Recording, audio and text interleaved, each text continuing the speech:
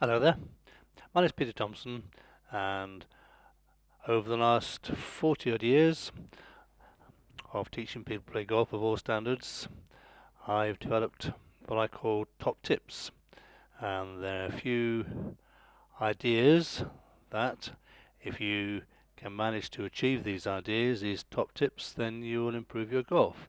One of the top tips is the hip turn. In the backswing, the hips are going to turn round, and what most people don't realize is that your hips are actually wider this way than they are this way. If you watch on the back of the screen,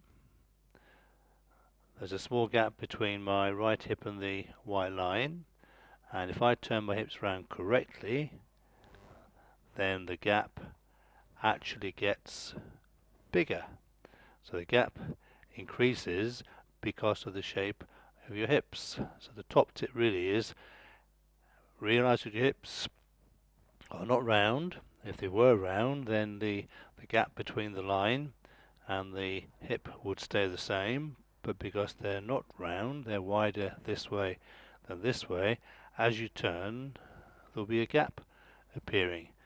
You can try this against a table, edge of the table on the hip, turn the hip away from the edge of the table. You can practice in front of a mirror, so put your right hip on the edge of a mirror, then look in the mirror and watch your right hip turn away from the edge of the mirror. And one very extreme case that I use is to imagine there's a chainsaw or a very sharp knife near your right hip, and then you turn your hip away from the chainsaw. That nearly always works. I never use a chainsaw, by the way, but a good thought is chainsaw against the hip, turn your hip away from the chainsaw. That's the top tip. Hips turn round, the gap between the line and the hip as I turn round will increase in size because of the shape of your hips, and most people's hips are basically the same shape. Top tip, turn the hip, turn the right hip towards the target, not simply backwards, towards the target, that way.